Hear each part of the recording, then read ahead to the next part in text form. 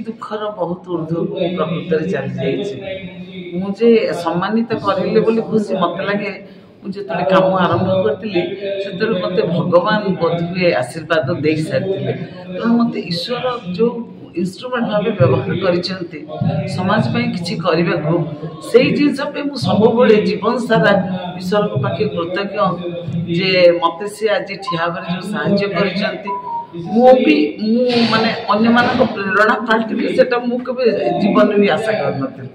यही कर्मटा को जो समस्ते सम्मान दौरान से समस्त निकट बहुत ऋणी रोचे सफलता मुझे कहली सफलता तुम पछरे पड़ सफलता पछरे प्रचार प्रसार दिगरे जदि आम मोटे न आगेबा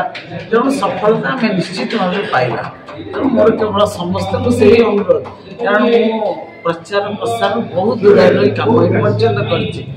35-40 वर्ष है कम कर प्रचार प्रसार केबे करी बिना प्रचार जी प्रचारित होटार भी मत बेले दस्त लगी जाए मो प्रकृत सब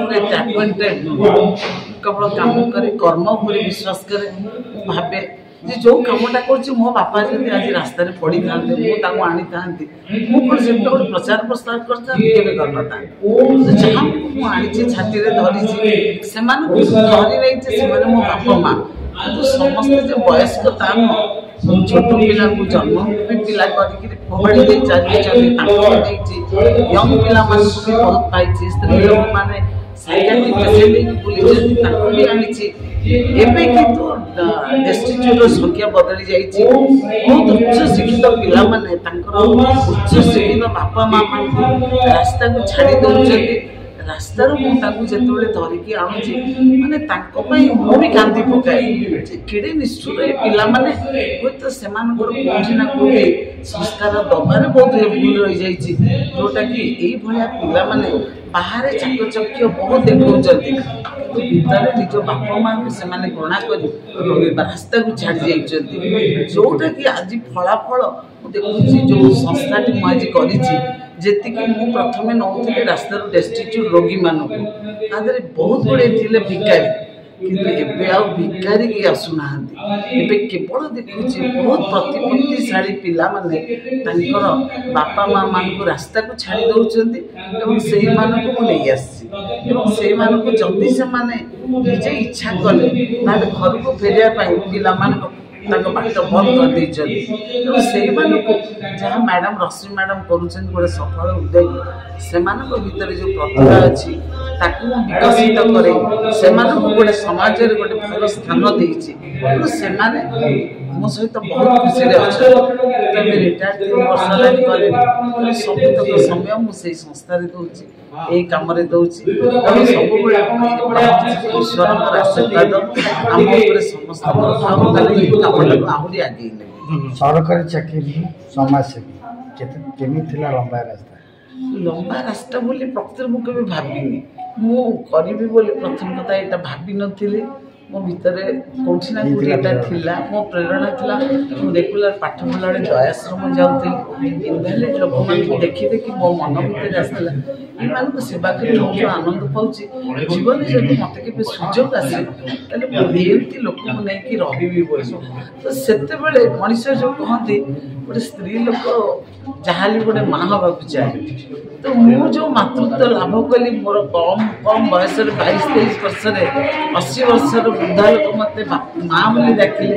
से मोर माने नारी जीवन सत्य कहला बोली अनुभव कली मुझे दिन पछक फेरी तेणु मोर मो सब अनुभव करती गोटे पिलांर माँ हमार सौभाग्य मत भगवान देइचंती तो सेति सब ईश्वर पाखे कृतज्ञ। रेस फाउंडेशन रो गोटे कार्य करवा पर्सन रेस फाउंडेशन आमर गोटे टीम जे कि लास्ट 5 years है आम यही फाउंडेशन स्टार्ट करें आर उद्देश्य है women empowerment social welfare, health and many other activities जोटा कि आमे करी आछे and that too आमे unprivileged मानक पई बेसी काम करिया को